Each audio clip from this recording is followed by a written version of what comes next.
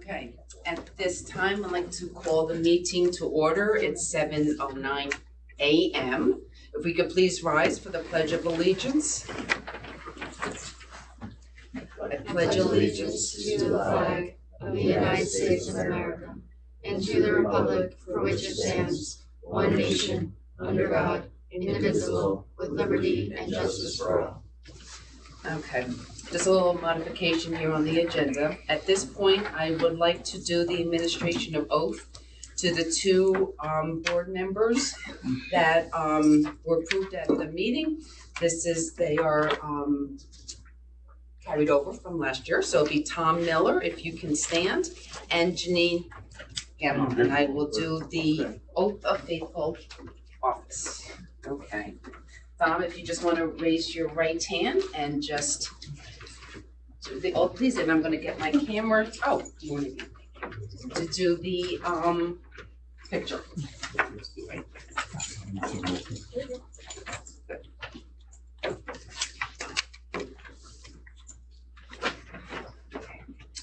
Will you repeat after me, or do you want to just go ahead? Yep, okay, just raise your right hand and go ahead. Yep, state your name. I, Thomas A. Miller, do solemnly swear that I will support the Constitution of the United States and the Constitution of the State of New York, and that I will faithfully discharge the duties of my position as board member for the Highland Central School District Board of Education according to the best of my abilities. Okay, thank you.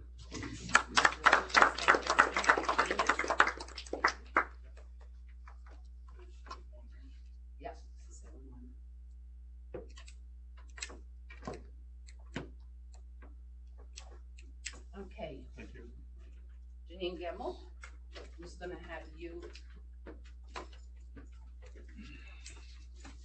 raise your right hand and please video. Thank you. I do solemnly swear that I will support the Constitution of the United States and the Constitution of the State of New York, and that I faithfully discharge the duties of my position as board member for the Highland Central School District Board of Education according to the best of my ability. Thank you. Okay.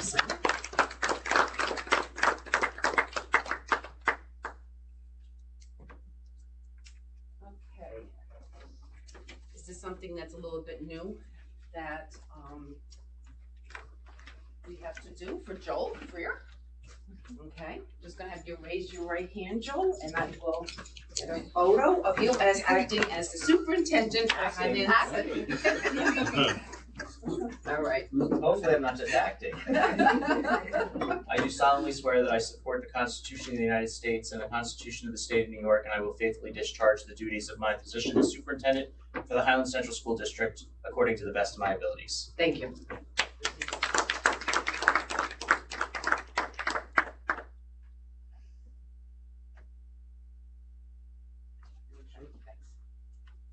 All right.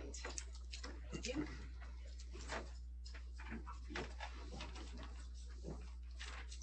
Okay.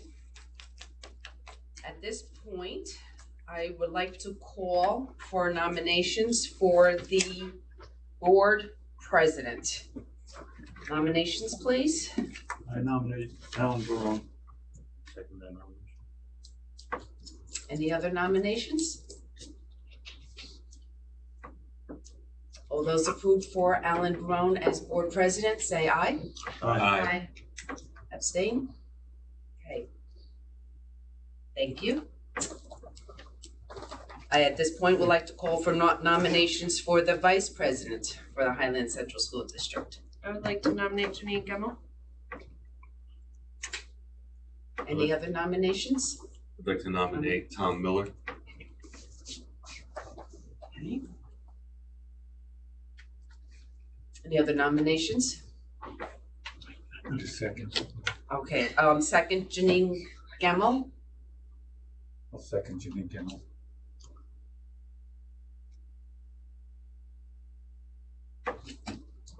Second for Tom Miller. I'll second Tom Miller. That'd be Ed Mizell. I'd like to call for voting for Janine Gemmel. All those in favor of Janine Gemmel, please. Aye. Aye. That's 3.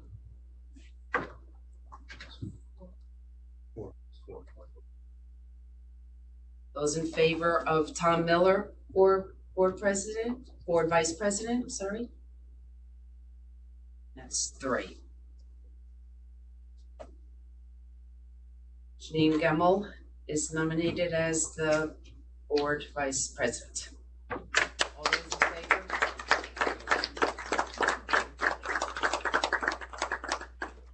Okay, so at this point, I'm just gonna ask Alan Barone to do the oath, please, for board president, and then Janine Gemmel as board vice president. I'll have you just raise your right hand and then just read that in. And it's just gotta get my camera. Thank you.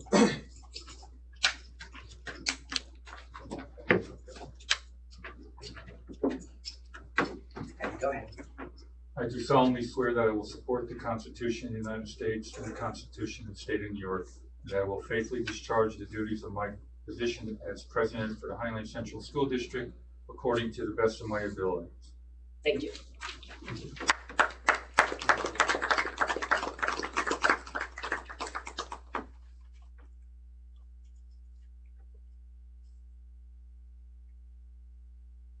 Okay, thank you, Ellen. And Janine Gemmel, I could have you just raise your right hand and face the camera. You're gonna face the camera, okay? I do solemnly swear that I will support the Constitution of the United States and the Constitution of the State of New York, and that I will faithfully discharge the duties of my position as Vice President for the Highland Central School District Board of Education according to the best of my abilities. Thank you.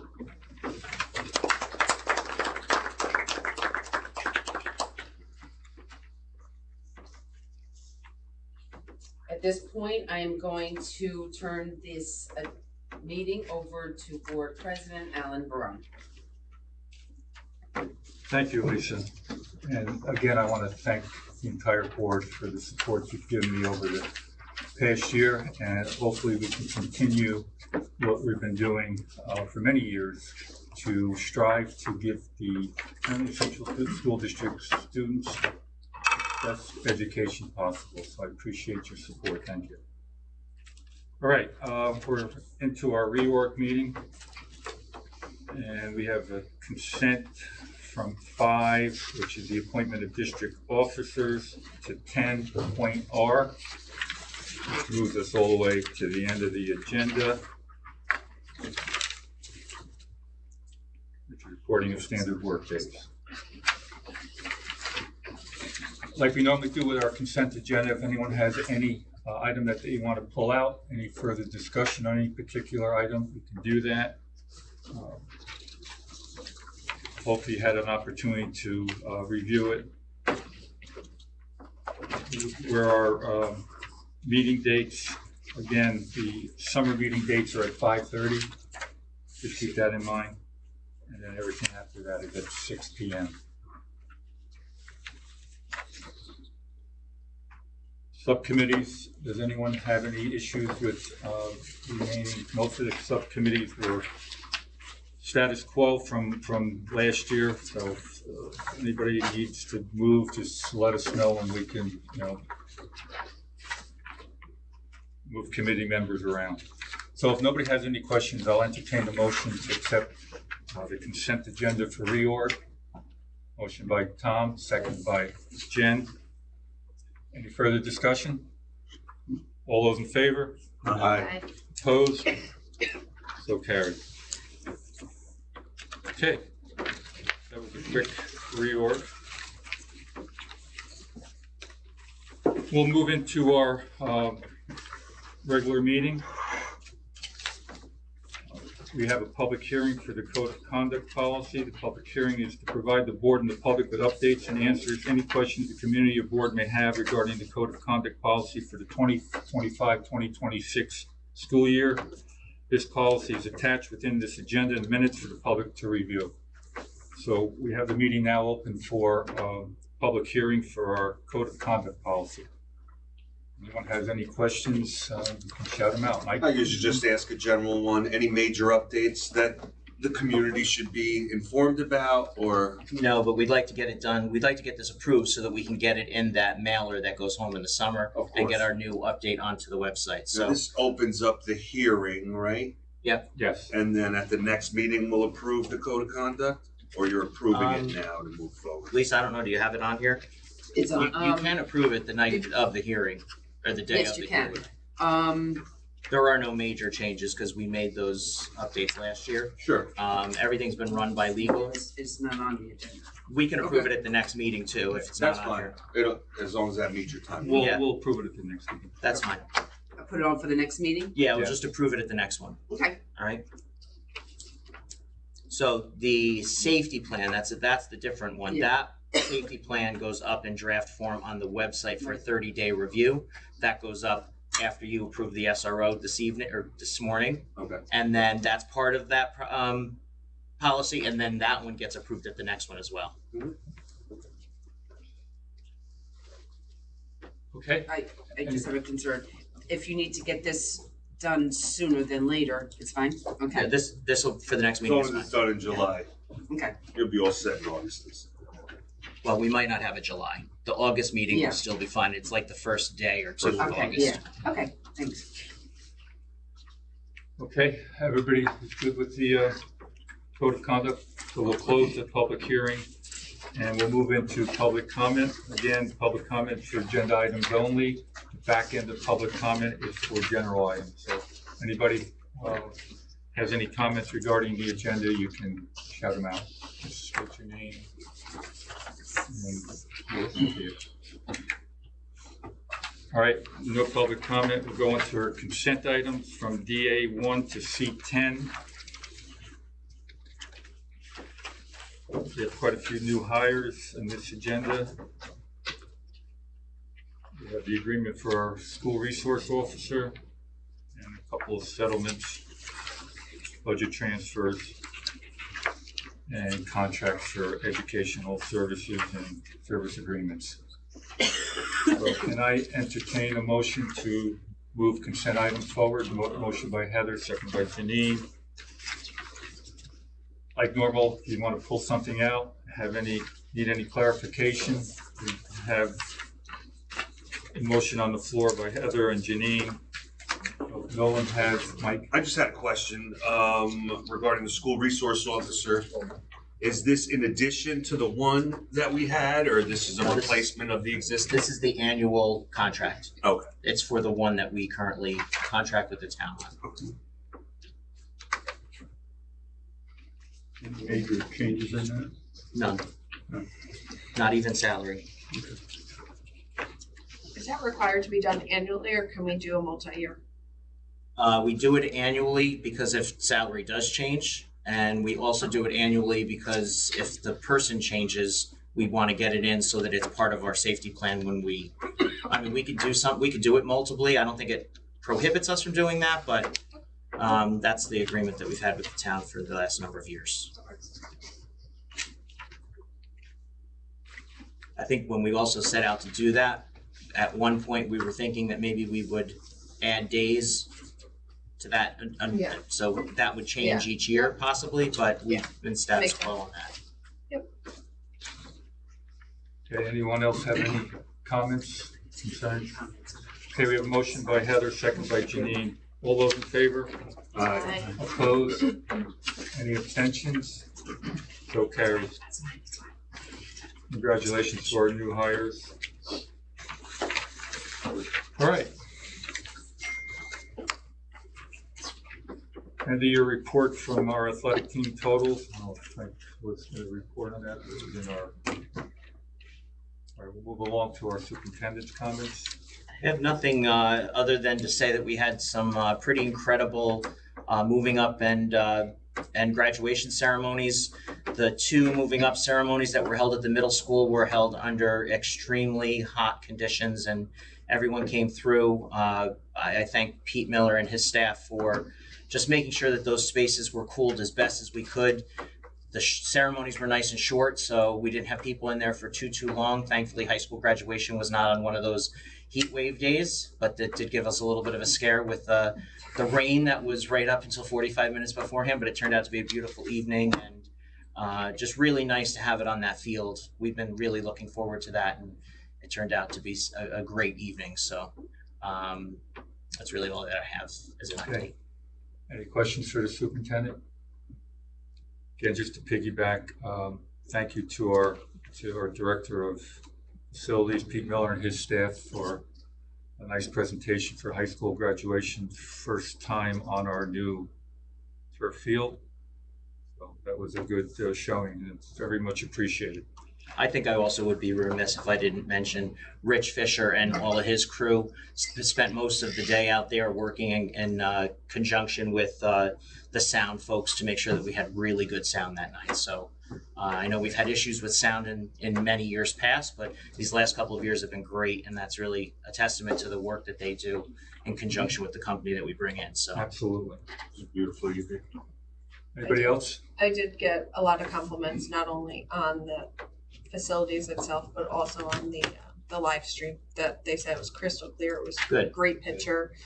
So I think kudos to everybody for making that happen, because there's a lot of people that can't travel, right? Mm-hmm. And so it's good for our students to still be able And to. for those that aren't aware, we also live streamed the middle school and the elementary Yeah. school.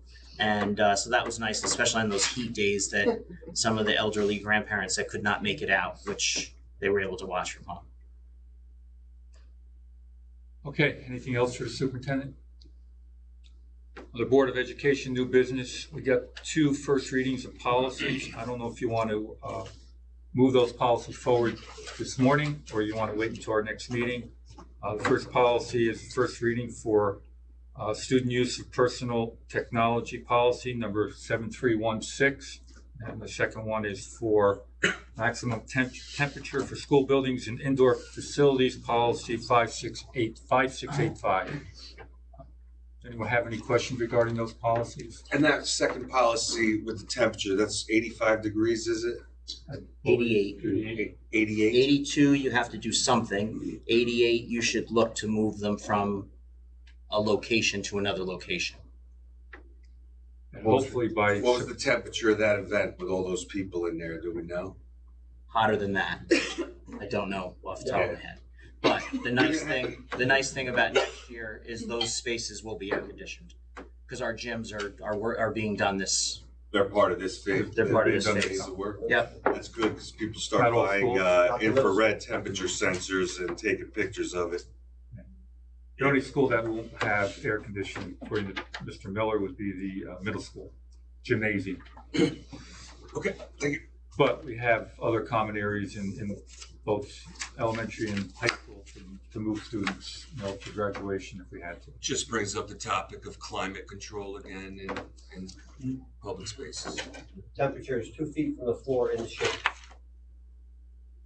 So this reading for the policy is read 2 feet from the floor in the shade, is that what you're saying? I think, whatever. Oh. It's not spelled out that specifically, because when you write policy, you have to make sure that it's hitting mandate, but mandate could change at any point as to where they're measuring it. So we follow the state mandate on that. Mr. Miller, would it pay at some point for the school to invest in spot coolers that might be able to be moved? I know they're available rentally, but would it be something we should invest in to put in an area that we could pull out and put in areas should we need them? We have to buy a lot of. Well, I'm saying for, ones that would say cover a gymnasium. So in cases like this, if we hit a maximum temperature, we could cool a specific area and conduct. Well, I don't know if you have to look at the cubic foot to see what equipment you need to even touch that, so. That's usually a rental type situation anyway, but It is, we would but- move the event or But those cancel rental it. fees add up really quickly. I mean, it's, Yeah. a month, 5 spot coolers for a month are about $4,000. What's our history of hitting those temperatures? Have we hit them? Do we hit them regularly? I'm sure we've hit them. I don't know that we've been monitoring them that closely. I mean, just being a former teacher myself, I was on the second floor of a building where I know that it was over 90 degrees many days in June and sometimes early September. And, all those things that you have to do at 82, everybody's doing. Some people do it when it's at 75. Lights are off, shades are drawn, fans are on. That's all commonplace. It's now codified. So if you're not doing those things, you are encouraged to do those things.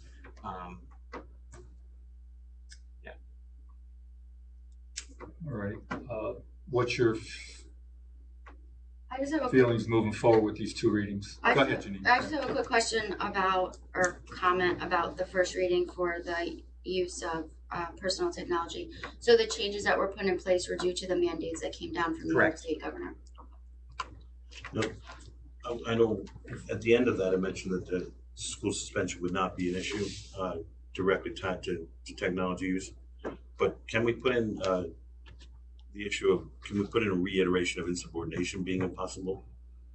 In the policy or just in the code of conduct? I mean, I don't know that, I think what we have in place right now seems to be working. This is going to make it tighter because now it's not being able to be used from beginning to end. Insubordination is always an option. Administratively, if you feel it communicates the message, I mean, when I read through it, it just seemed like this is there's no consequence. This was consequences aren't necessarily outlined in your policy. That's in your code of conduct. So policy, legal had helped us craft our first policy when we were allowing some usage at the high school in between classes and things like that. They took that and shrunk that down to meet the state guidance. So they took our policy. They didn't just give us a boilerplate model. They took ours and. I mean, everybody knows this is coming, so. Yeah. Yeah, I just, policy helps to communicate, Well, I think getting this policy updated early in the summer is going to give all three schools the opportunity to get that information out to parents, get our website up to date, and when those presentations are done for orientation, all that information can be clean and upfront right from the beginning. I guess what I'm saying is that the tail end of that policy actually seems to communicate something that I don't even wonder if that should be in there, because we specifically go out of our way to say, violation of the use of technology will never result in suspension. So by going out of our way to say that, it's almost like we're communicating that's inconsequential, which I don't think is the case. Like say insubordination, failure to follow, teacher directives is. I'm gonna suggest that we move to a second reading, and let's read up on what mandating and see if there's a need for any. On both policies. Yeah, I agree with you wholeheartedly. I just wonder what we're communicating in that last time, because I read through it, everything was great, and I get to that bit, and I said, why are we going out of our way to say that? That was based on some of the state guidance that was. Yeah. I mean, that would be policy that, we would never suspend someone simply for using technology, but there would be, if they were instructed to put it away and they refused to, or if they're repeatedly doing that, then we're looking at issues of insubordination, and then of course it would lead to. Which is interesting that would be in response to that because they're taking a hard stance on it, right? But then at the same time, they don't. New York State does not want us suspending students. Right. So be very clear that is not the intention. Right? Like, I'm going to give you a strong message that you cannot be on it, but I'm also going to tell you that I'm not going to suspend you if you're on. You cannot speak. Well, we're not going to give you there's other discipline measures other than absolutely. suspension Absolutely. that the state wants to see entertained. I know in our policy it does talk to the use of watches, but we have kind of been a little bit more relaxed on that this past year. What is our intent for going forward? Full policy in terms of? I mean, if people are using the watches inappropriately, they're going to be treated like cell phones. Well, I think our policy says that they should not be on your person. So I personally feel they should really be in the book bags, right? Like I have mine, and if it goes off, I'm looking at it. I will make sure that is clearly communicated in each of the presentations. Yeah, I think if we just I know parents have spent a lot of money on these watches for their kids, and if they, And there are other uses of the watches, right? Keeping track of your steps, making sure you're staying healthy. You're sitting too long, getting up, doing it. I mean, these are the it's the minutia of all this stuff that I think we get bogged down on, and then we're acting very militant on what we can and we can't allow our students to do. Well, then it shouldn't be in the policy, I guess is what I'm saying. Yeah. If it's in the policy, then it shouldn't be on their person because that's what the policy says. The problem is we call them watches, but they're devices. They're computers. And if it's not a watch today, it's going to be something else tomorrow. I've seen things that say these are the items, but it's not an exclusive list. So it leaves it open to the next technology that comes out. But I think we're going to be revising this policy every year until forever. Current policy does say, I mean, even the new policy says devices, so what's what's the definition of a device? Right, but it Ask Google. specifically says Yeah. watches and it says not on your person. I just think that we need to be given one message. Whatever that message is, what we agree on, it needs to be a consistent message, both with what we're writing and what we're saying I to know, our students. I passed some recent testing rooms last week, you know, the regents, and they collect. There was phones and watches on that table, is all I know. They were collecting all devices from students prior to testing commencement. Set an even ground level and not allow it because That's fine, we can make it not allowed at all. Well, you know, But we- hang on. We have to be, As much as I appreciate board comments, I'd love to hear what the principal expects of Right. his building. But what I'm saying is, But we've gone These down this road watches- many times. Like, this is what led to a year conversation. And I agree it's a good conversation, but we agreed on the policy last year. That policy specifically said that. And if we're not following it, what I'm saying is we need to change the policy. these watches are how much? How much money? How much are the What- phones? They're expensive. Yeah. They're all expensive. And you know what it is? 3 kids, you might have 20 kids in the classroom. Maybe 5 kids get to have these watches. And due to the haves and the have-nots, 15 other kids are sitting there like Well, I think when we crafted, scheming to figure out a way to. when we crafted the policy, we came to the understanding that we have a professional staff of educators. So, and their intention, they're there to teach and to guide. We have professional, I mean, to Janine's point, which I think is excellent, that they're health monitors. They're incredibly useful tools, but we also have physical education teachers. We have a nursing staff. We have all this in place. We have an entire cadre of professionals to assist these students through their careers here at Time. So I think we should rely on those professionals and exactly what they're intended to do here. Without a doubt. well, the state guidance says no smartwatches, so if So then that's, it's done. Here. we include that and we enforce it as, I mean, we have to follow the law. They'll test it, you know, the kids will test it via their parents. And we just have to handle it. I've had many conversations, and I'm sure we all have, in terms of like what the requirements are, and there's reasons for it, right? I understand. Trust me, I had a situation a few months ago. I was trying to get a hold of my daughter, and she was in class, and it was, you know, was it inconvenient? Because if she had her phone, I know she would have answered right away. It's not the right thing. I know it's easy, it's convenient, but. Okay, we're gonna move both policies to second reading. Review the policies again. If you have any questions or comments, If send you them can- on to Joel. Yeah, get them to me sooner than later, so that if we need legal to look at them, I can have that done before that first meeting, because the maximum temperature needs to be part of the safety plan. I'm putting it in as written for the 30-day review, but that's part of the safety plan. Okay. All right, moving on to old business. Probably a topic that we've been waiting to start a discussion on. Facilities use and insurance requirement discussion. I know community members are here this morning. Everyone reviewed your emails. You got some letters from some community members, some of our local youth organizations that sent out letters. And I know board members have had discussions in the past on how we're going to move forward. We've already established the requirement for use of the turf field concession stand, but now it's discussion on the insurance is probably a big piece of when and how our youth organizations can utilize the facilities. So currently, and Desmond, you can tell me if I'm misstepping here, the NYSER's current requirement for athletic organizations within the community is that $3 million liability policy. That's correct. A lot of the organizations currently cannot meet that requirement unless they go out and spend more money to raise the limits of the liability. And in turn, that puts a burden on the families that are sending their child to any of the youth activities, and the registration fee will be increasing. I know a while back I had said that I'd like to see the organizations come forward, kind of give us a little snapshot of what the additional cost would be. And I know some of the youth programs have come forward and gave you a quick snapshot of what the additional cost would be for meeting the nicer requirement of $3 million in liability. So I'll open it up to discussion.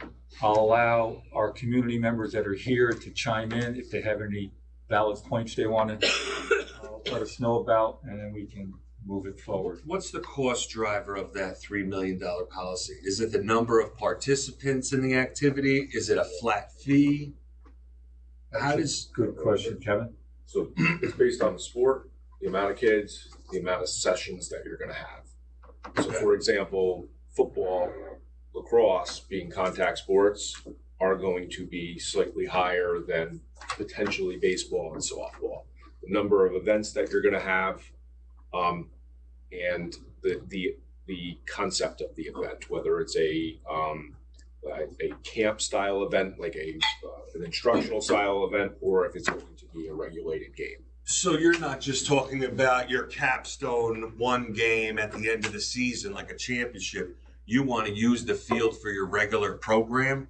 If you wanted to use the field for your regular program, for your home games, for example, that would be a significant driver as opposed to if you were using it for a one game event, because then you'd take out a policy for that window of hours that you're having that one game event. Right. Yeah. Thank you. Oh, sorry.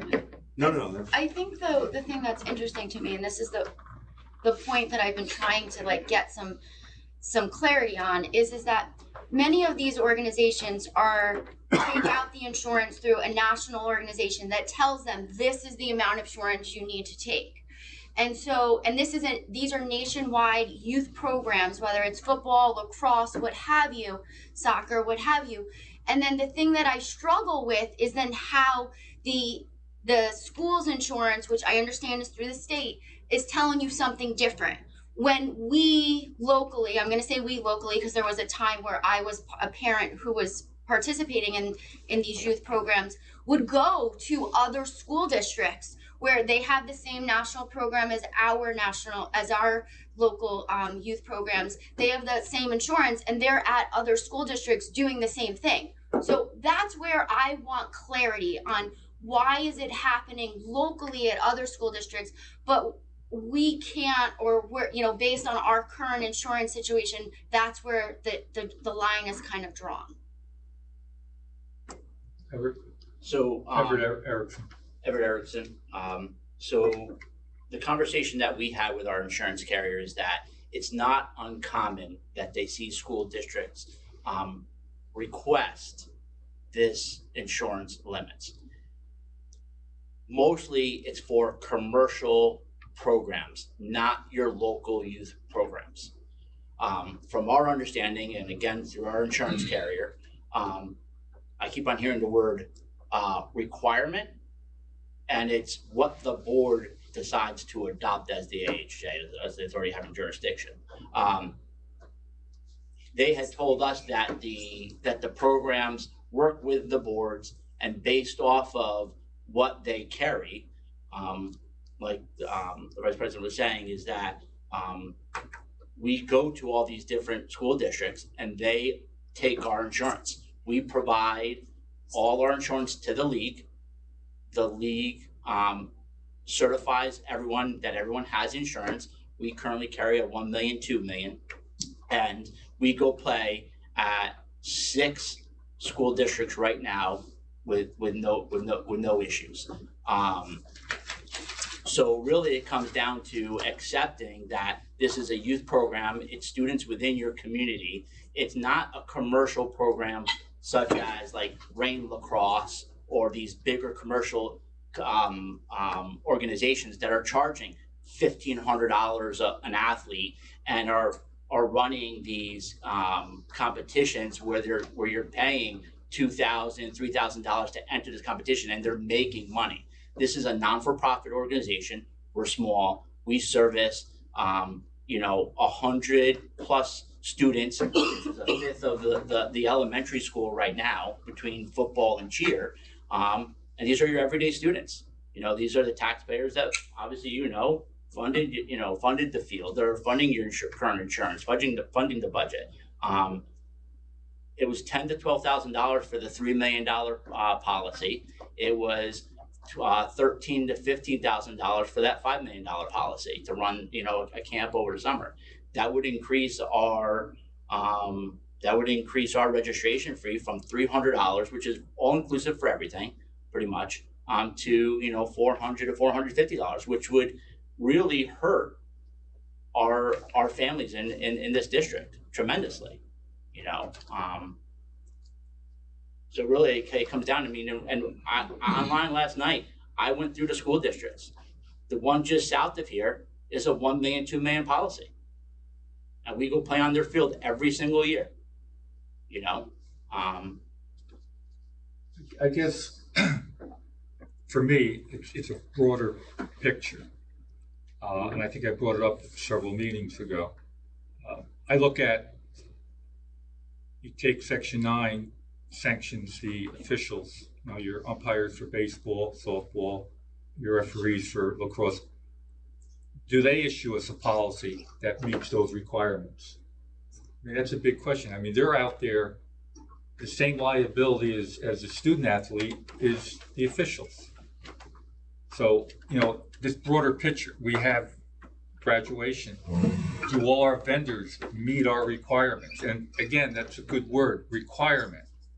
It's not a mandate, it's a requirement, right? Do we have to meet the requirement? I guess that's the question to the board. Can we waive the requirement to benefit our youth sports? And so that's the other point that I want to make, right? The word requirement, right? Like in years past, there have been opportunities where these organizations have used our facilities. And so that's where I keep asking, has there been a change? And, we heard there has been no change in policy based on what the insurance has asked. So then it has been a change in either philosophy or interpretation by the board and school district collectively that has maybe adjusted the mindset of this going forward. Or a change in what our insurance policy may not have changed, but our insurance company may require differently now.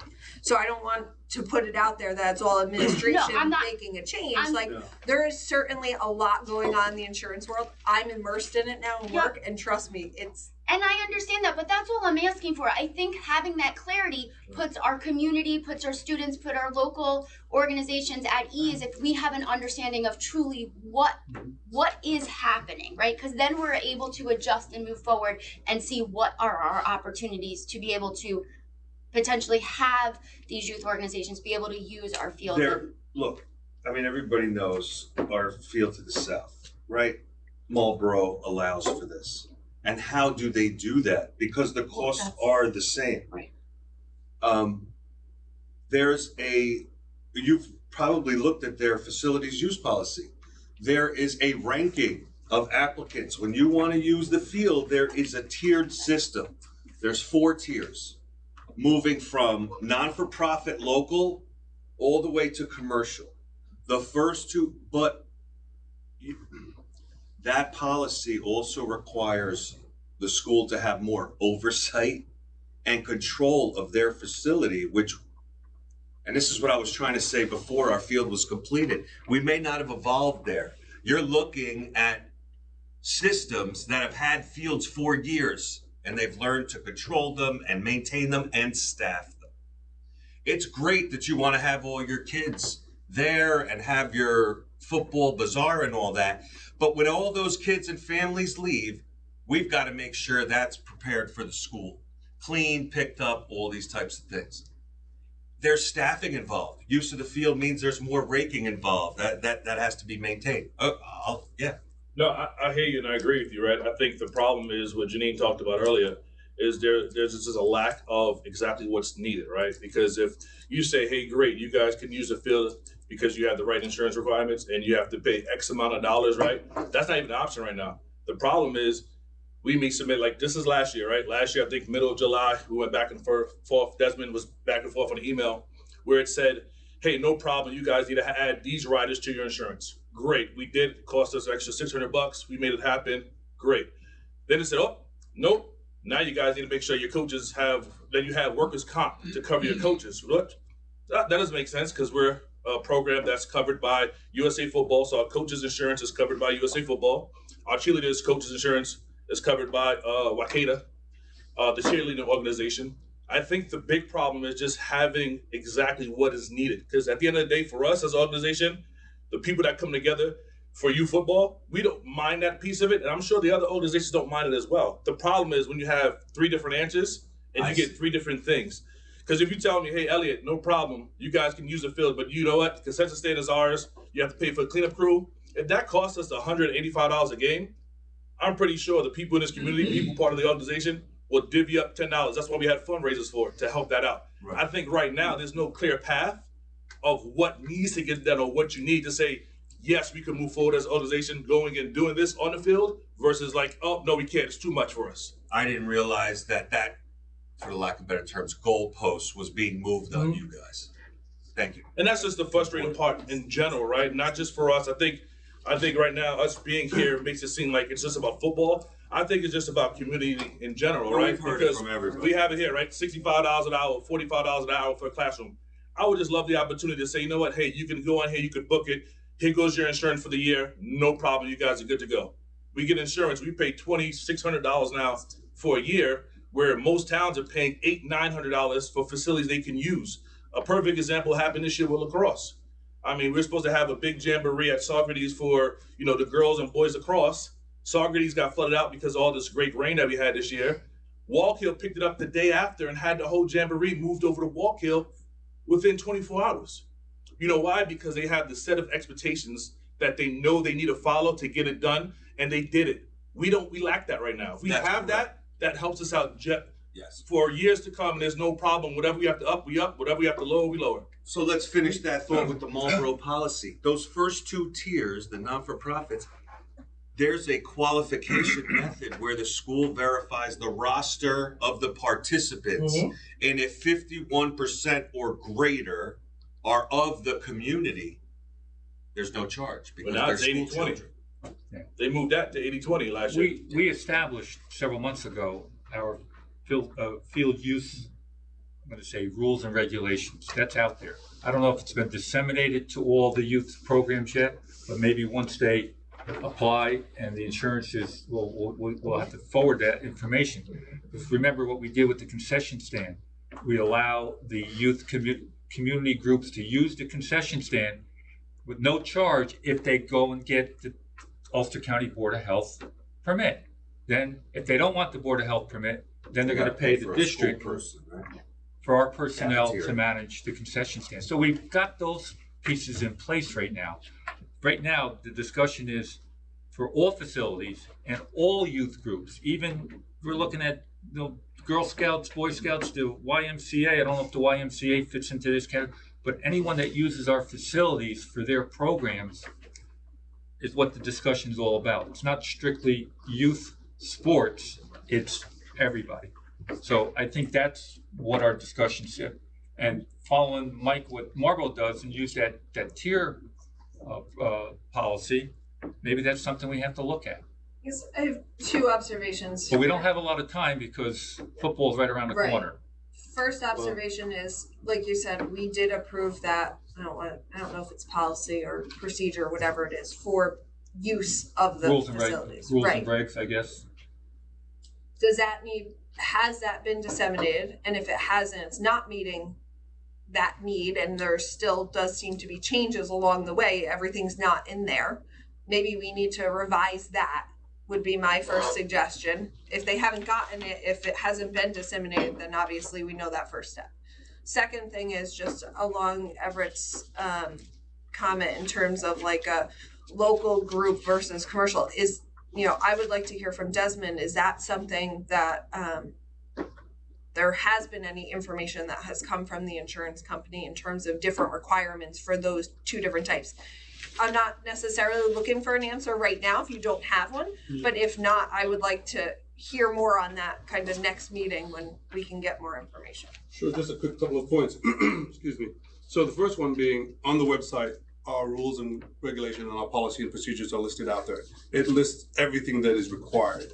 I will agree that as individuals or entities try and rent the space, they give us the very basic items, and then our insurance company comes back and says, no, you're missing workers' comp. No, you forgot to add this. So all the requirements are there. It's just that when the insurance comes through, sometimes entities forget to give something. And that's when we get a little bit back and forth and it becomes an issue. For example, in the cheer competition, it was approved, everything looked good, and then suddenly they said, well, you don't have workers' comp, and then we're talking about the DJ, and that was not needed. So we go through that back and forth with NYSER, because that's something that they want, and we're saying, no, it's not necessarily needed. In terms of your point, Heather, yes, I think NYSER is keeping everything, and somebody made a point earlier, they're making it one big policy. They're not deciding if it's local level, they're not deciding on the commercial level, it is one big pot. So they haven't sliced it up yet saying, well, you know what, if it's a local guy, a local team, maybe we can make some concession. They're not doing that. So we can ask NYSER, can they do that?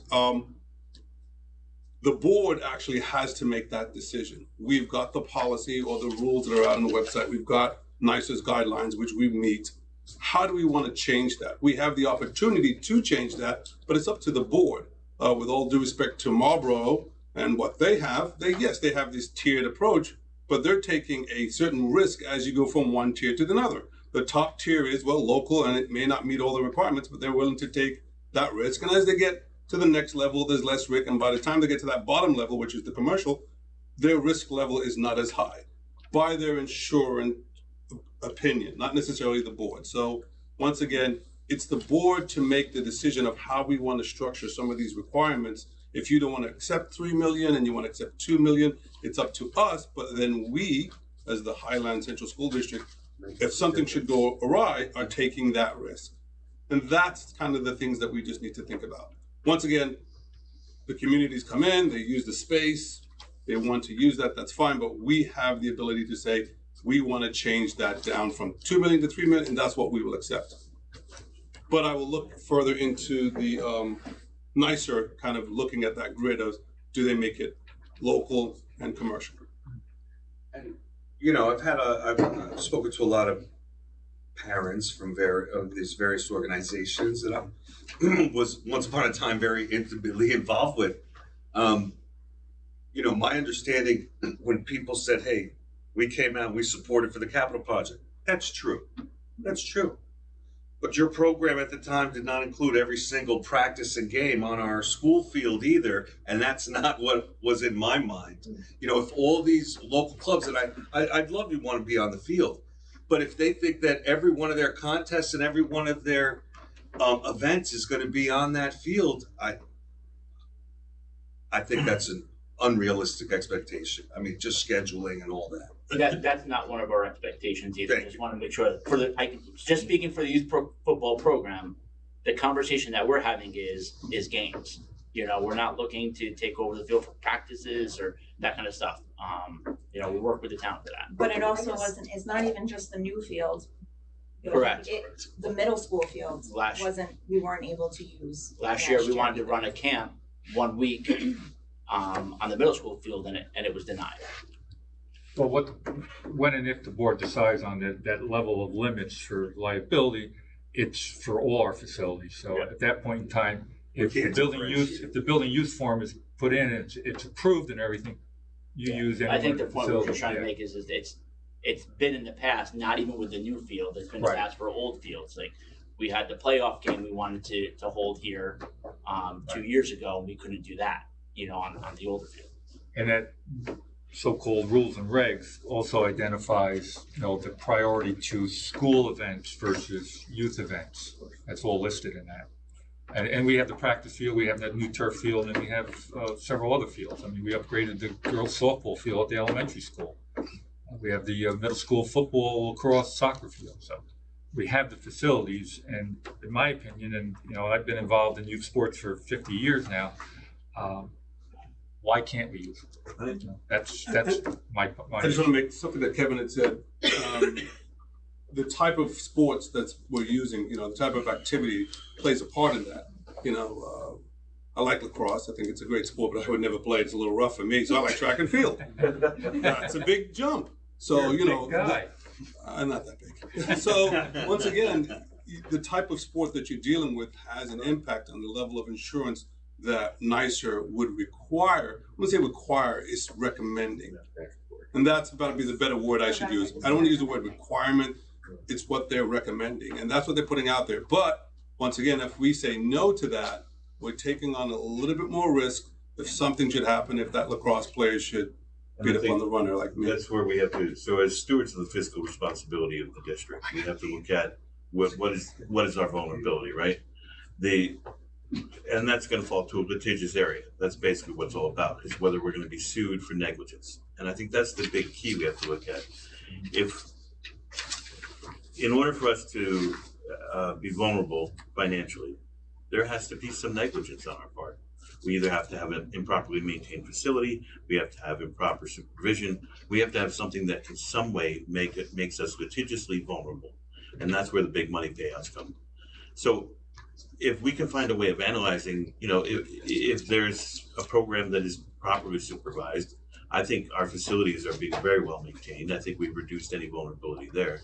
I think those are issues that we can say, yeah, we can assume some risk and responsibility, because if it were to go to a litigious aspect, we're going to have quite a good, a good stance. We're going to be able to defend ourselves well, and the fiscal nature of the school.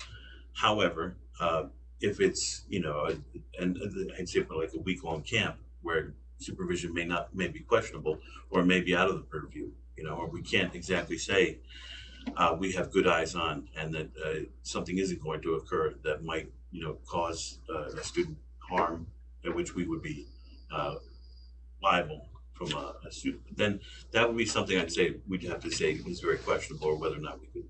But I think we do have to take a closer look at these things.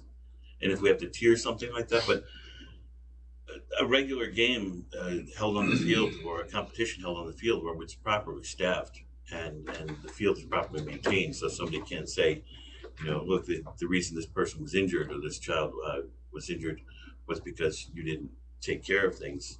Well, that's a very different thing. And I think we should be able to take pride in how we take care of our facilities, and we should know that our staffing is typically very well done. So I guess if I'm rambling at this point, but I do think where our responsibility lies for the protection of the fiscal responsibility of the school, the things we know that we're taking care of, we can rely on that. And I think that's where we as a district can assume responsibility on the insurance aspect.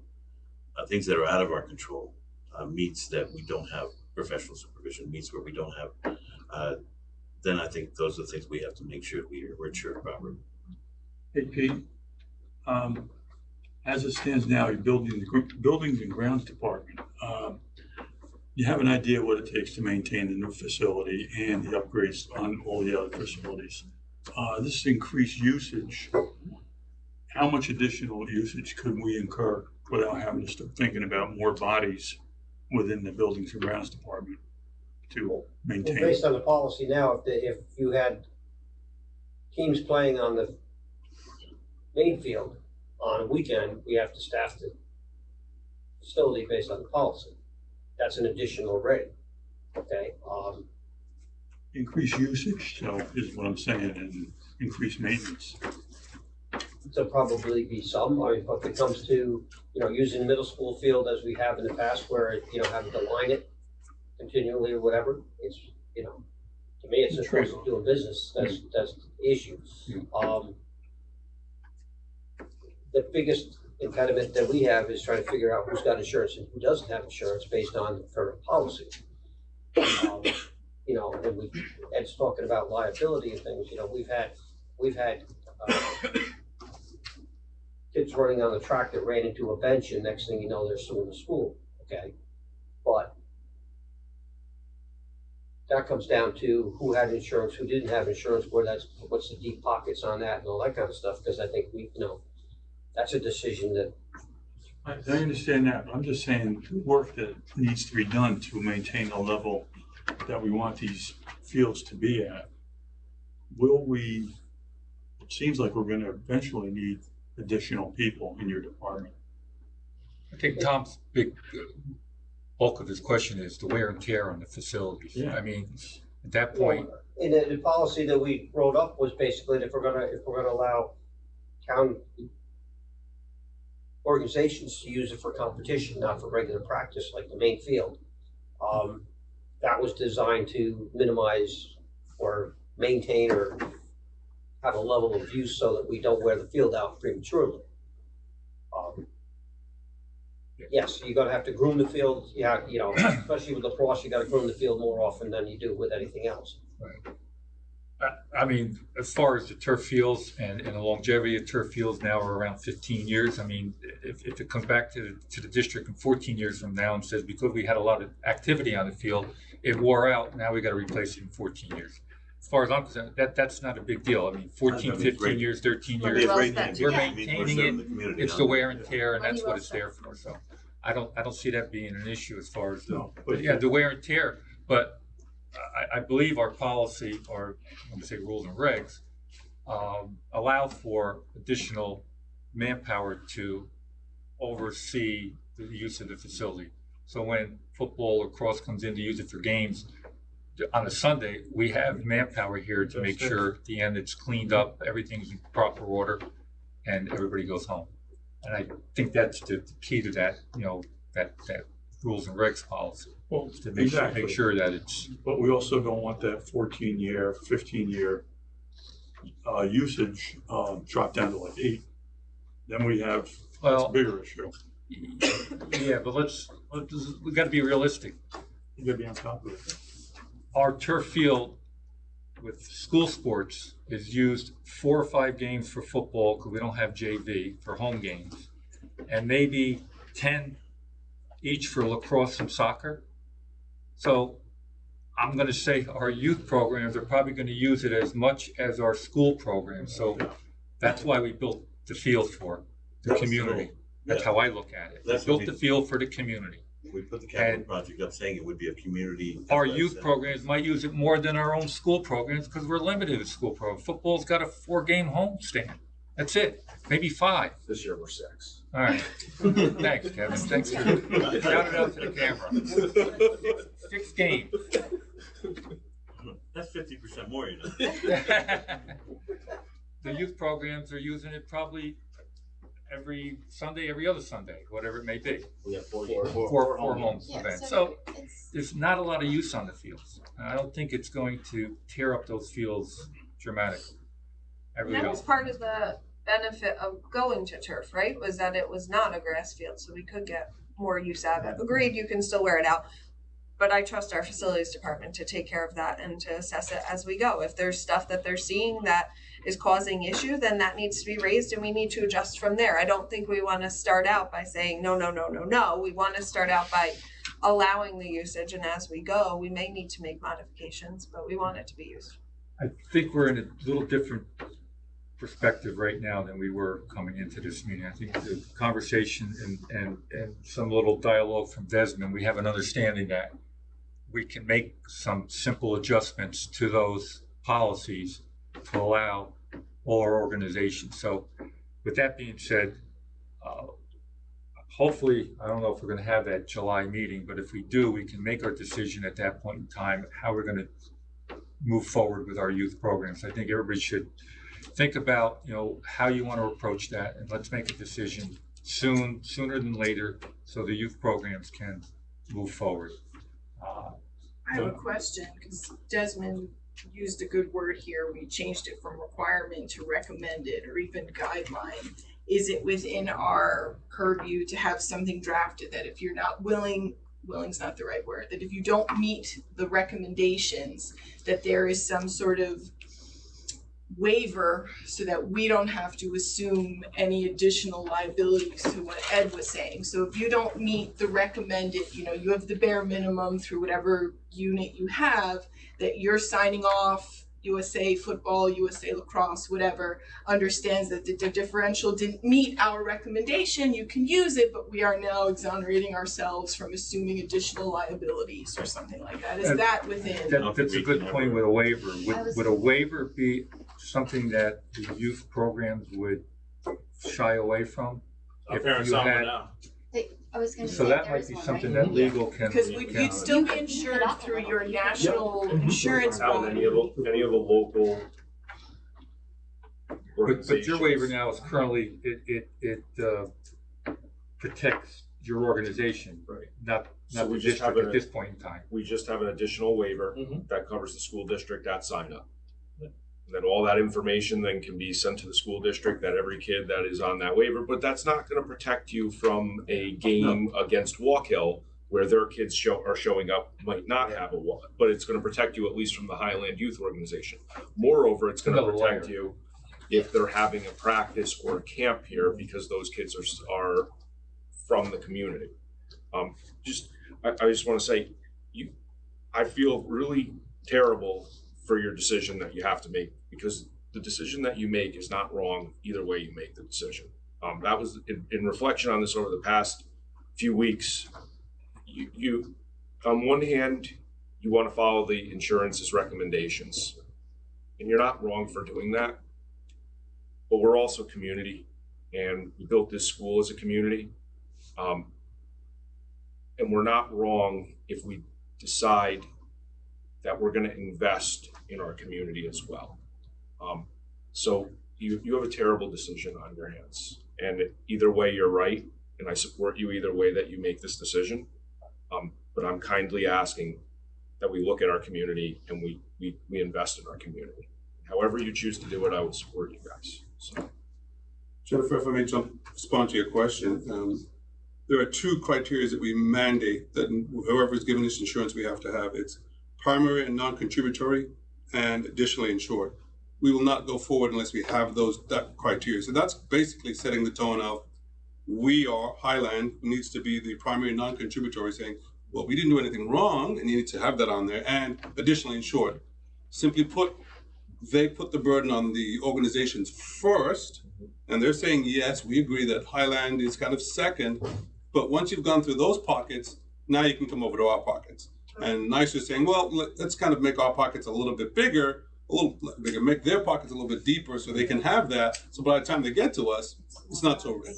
So we're really, once again, I'm coming back to that point. If we ask for 5 million and in the past it was 3 million or 2 million, we're saying, could you go up to 5? And they're saying no. And I understand that. But because we want them, the organizations, to run that burden. As compared to if we change our policy or modify it, we then take some of that risk back to us when something should occur. I also want to go back to Ed's point of supervision. That is one of the key points. Maybe we should look into when we ask these entities to come in, what's their track record? Have they had any major accidents? And then we could have confidence that, well, in the last 5 years, nothing major has happened. It's still a crapshoot because you never know. But at least you've got confidence that if something should happen, we're covered. And we look at their insurance. If they've come back every year, if somebody's getting hurt, maybe a little bit of a risky organization to take on. Once again, these are just some of the ideas, but I wanted to make sure that those are the two major issues, primary and non-contributory and additionally insured. And some entities did not give us that, and we said immediately, no. Regardless if it's workers' comp or auto insurance, that's the primary thing we need. And if we don't get that, we're not entertaining having it here. Well, what keeps an organization from not giving full disclosure? It costs you. Well, but I'm saying, is there a clearinghouse for these type of suits or settlements somewhere where you can check and verify what an organization is doing? You got to take them for their word, and it doesn't always cut it. Their insurance loss runs would show you that. It would. Yeah. So we have the ability. You could ask for that, but that, once again, you're diving into a deeper pool to say, I want the organizations to show me this. It's, you go back to the community. Does the community really need to do that for these, athletic events? If they're a well-run organization, they should have the ability to provide that. Without. I just want to say one more quick thing, and this goes off of Ed and Desmond's point, and this is my play. Like, I know we have still discussion that has to take place, but if and when the time comes, and I'm going to go on my soapbox, right? It's not just staffing; it's what happens after the game, the cleanup and stuff like that. I can't tell you again. Been part of this community my entire life. Had children go through many youth programs. I see it after a high school game on the fields. We have to make sure that we are taking care of our facilities, right? So the Gatorade bottles, the water cups, a tissue, a napkin, extra tape, whatever's left lying around, if the other team isn't picking that up as the home team, that is our responsibility, because that is what maintains the field, keeps them in good quality, and B, allows you guys to come back and do that. And again, unfortunately football's here right now, so you guys are getting to talk. Oh, we're not worried about it. We take care of it. But I see it all the time. I can't tell you, and this, I'm not saying this because I want a pat on the back, but I can't tell you after how many high school lacrosse games or soccer games that I'm walking across the field and I see stuff on the field and I'm picking it up. Again, because I have pride in this place, because I bleed blue and gold, as I've often said. But we need to make sure that we're making sure that our teams, coaches, and players are doing those things too, because that's what allows us to make these, decisions. That's what allows us to see that you have as much pride in what you want to happen and you guys getting, access to the fields too. No, I agree 100%. I think that also is the bridge between, the school, right, district, and the community, right? Because this one piece of the insurance is really the vetting process for an organization to use the facilities. The other piece is when things actually take place on the field. What does it look like during the game? What does it look like after the game? So then, hey, if we don't deserve the right to come forth and say, hey, next season we can use the field, that's 100% this board's right to say, you know what?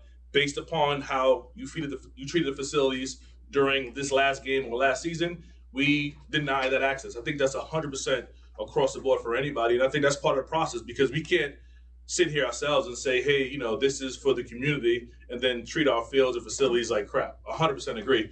But I think that's also part of the process that every year we submit insurance and whatever else is needed to say, hey, listen, this is what we have going on. This is what we're going to do. And here you go. And you say yay or nay. 100%. We had a high school graduation at the end of the ceremony when everybody came on the fields. Some very excited parent, grandparent, whatever, and we're all milling around. People, had their backs to this person, that person. All of a sudden, pow, pow, pow, things started going off. Somebody just had these containers that were somehow able to pull a tab on it and blow confetti all over the place. I mean, right. Sounds humorous, No, I get it. But that's a situation where your people had to then find a way and clean that up without disturbing the turf and the rubber pellets. And I mean, this is crazy stuff. People think they can do anything. You don't think of that, because the other thing is, and of course not. It's in the documentation. It's like, we never told anybody no sparklers, no poppers, no things like that. But the thing is, common sense doesn't apply. in this day and age, Now we think of that. events that are, events that are a lot of people, and nobody's all facing the same direction. You're all looking at your backs.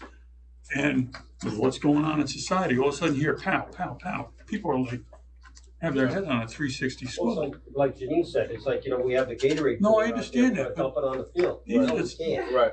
Carry it off someplace and dump I mean, we also have our responsibility, right, before each and every home game, right, as town president, vice president, we contact the other town, and they vice versa. We let them know the rules and regulations for our field, right? Currently at Tony Williams, this is what we need to get done. This is how you need to park. We've been through all that last year, seasons past. And even when we go to Walk Hill, right, there's no Gatorade, right? Only water allowed on the field, right? Clean up after yourself. And same thing for us. If a town isn't doing their part at our facility, then we go to our league meeting and we go ahead and we bring that up against that town and have that conversation. If there's some type of ramification to that, then that's part of it as well. 100% agree. and that's all in our, the whole thing about Gatorade, it's all in our. Yep. Yeah. But who would expect that situation? No, yeah. Right?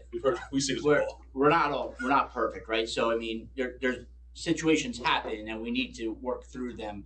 And saying across the board, this is how it is, and straightforward, that becomes hard, right? Discretion is key, and that's really what we're looking for, especially for the youth programs that are part of the Highland community. It's the students that you all serve, and we're trying to help out. We're providing a program outside of the school district, because the school district just can't provide that, right? So it's really us coming together, collaboratively working together, and I appreciate the conversation. Again, we're just asking that the board exercise the discretion it has to amend this policy to work with the youth programs in the community. That's what we're looking for. With all the youth programs. Yep. Correct, yeah. Correct. All, Yep. yeah, the youth programs, yeah. We like it. Okay, all the conversation is good. This was focused on the insurance piece of it, because we already established our rules and regs for the use of the field, and that's out there, and that's been discussed a couple of months ago. And I think we, and again, real quick, you're never going to cover every situation in any list of rules and regulations, because there's always that one thing that, oh geez, I forgot about that. The kid, shut off or firecrackers or something. You can't cover every little avenue. But when it does happen, you address it, you treat it, and you move on. Simple as that. Okay, let's dwell on the insurance requirements. I think we got a pretty good direction right now, and we'll come back and make a decision at our next meeting as quickly as possible, and then our youth programs can move forward. I think it's imperative that we have that meeting in July. Because if we're expressing this desire that we need to take care of this and make it. Our meeting in July would be probably 1 week before our meeting in August. So I don't know if that week would make a big difference. It's 2. 2 weeks. Okay. Everything's 2 weeks. So July 22nd, 5:30. We'll look at that. Right now, the primary stressor is the level of insurance requirements, right? That's the only for I can't speak for every organization. Right. I can speak to Highland Youth Football and Charity. Our insurance is $1 million, $2 million, and that's where we're at. For us to raise that is just it's prohibitive. And I think that's where we have to look at. Yeah. So if we're able to cap that, or say we're gonna take the risk of not going to requiring the $5 million. We have to come up with the parameters that we're going to demand in terms of supervision, in terms of the things that'll armor us against tort law, things that'll say, for instance, you guys use the locker rooms and there's not a coach in the locker rooms. Now we're extremely vulnerable because anything that happens, we have a minor who can bring litigation against the district up after they turn 18. Yep. And any physical injuries that are going to permeate through that's where the $5 million comes into place. Yes. Yeah. So if again, that kind of litigation only comes down if there's negligence. Yep. You can't say, sometimes things happen, but a court, and especially when in tort law, they're going to look and say, who was negligent? Was the school significantly negligent? Yes, and for that reason, we're going to penalize them. So if we can set up scenarios where we're not negligent or make ourselves and protect ourselves as often as much, then we can reduce our requirements. But we have to come up with what those parameters would be and how would we try and enforce that. Is it still open for public? We already have a lot of those things in place, actually. When we fill out our school dude to utilize the facility, it's going to ask which rooms you need. It's pretty specific. What supervision is going to be there, the number of adults that are going to be there. And all these leagues, which this has changed over the past probably 15 years, the coaches have to go through a certification process. And that certification process is pretty rigorous, from background check to actual taking courses to coach. And I find it funny, you have to pay to be a volunteer coach, essentially. So each one of the coaches that is there, and I've watched the directors to the leagues go and remove a coach that was missing part of their requirement because the league is that strenuous on what it needs and it meets to its requirements. So the coaches that you're getting, they're theoretically, they're certified coaches acting responsibles for the students of that or the athletes of that league. It's come a long way, and I think again, if every time I take out a field to use, it asks specific questions. We're just going to have to review that list and see what they need and make sure that they're not going to be unsupervised in those particular areas. And I think that's I understand the training is there and the knowledge is there, but again, when we get to day-to-days, it becomes very easy to say, I'm going to take this call and I'm not going to be watching them, or I'm going to be, and we just have to be incredibly hyper aware that if the school assumes a risk, that's going to be multi-million-dollar risk, that it's going to affect all the sports program if we end up in a litigious situation. So with that knowledge, I think it really falls on the sports programs to be always aware that any moment of negligence creates a huge vulnerability. And I think that's, It's a two-way street, right? I think that's what we. And I think that's across the board with the other youth programs as far as training, Yes. background checks. I think they all have that. Yeah. Yeah, All I right, mean, so it's that way for soccer, so I can speak We'll for Girl Scouts. we'll move this to our next meeting. Hopefully, it'll be July 22nd. Under miscellaneous, anybody have anything else for old business? Well, it's probably old business. We had that issue, not issue, but still a discussion with the pet crematorium. Myself, Mike Bakatsius, and Jen were at the June 12th meeting, and Mike and I spoke on behalf of the district and how we felt. Since then, I believe now it's going back to the zoning board on July 10th at 7 p.m., which is a Thursday evening. And then on Wednesday, July 16th, it's going to a public hearing in front of the town board, changing that service use to now fall into the light industrial zoning in the community. So I think they're taking it off, or hopefully taking it off the shoulders of the zoning board and moving it to another area. So it could become a dead issue. I don't know. But just to let you know those dates, and What's the date of that? we'll move from there. July 16th. I heard we were well represented by people who were concerned, including yourselves. But this is what I heard.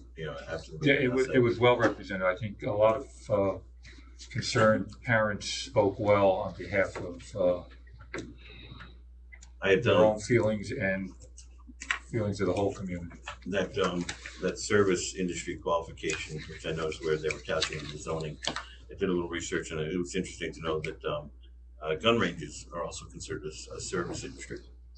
So it's Don't give anybody any ideas. no, I know. I'm just saying. So I think that was just heard on the camera, and that's going to be the Well, rumor no, I'm going just around saying, Highland. which is to encourage the zoning. I think they need to really look at that zoning issue, because that's the idea of there, and things that are service industries aren't always service industries you want next to it. Okay, and then just a quick update for the board regarding our final home stretch of our building project. It started, I believe, yesterday, June 30th. Each one of our school campuses are being overwhelmed with activity regarding the upgrades in the more of the mechanical end of each building, the HVAC systems, both high school, middle school, and elementary school. So hopefully that all goes well, and 7 short weeks from now, it's 61 all completed. days. 61 days. But who's counting? Hopefully that all goes well, and we're good. We're still working on our track and our turf field. Okay. Does anybody have anything as far as correspondence, miscellaneous? I don't know if I got to open up to public comment again. Probably not. We're good. All right. Thank you all for coming out. I'll ask for a motion to adjourn. Motion by Tom, seconded by Jen. All those in favor? Aye. Opposed? Thank you, everyone. Thank you. Thank you. Yeah.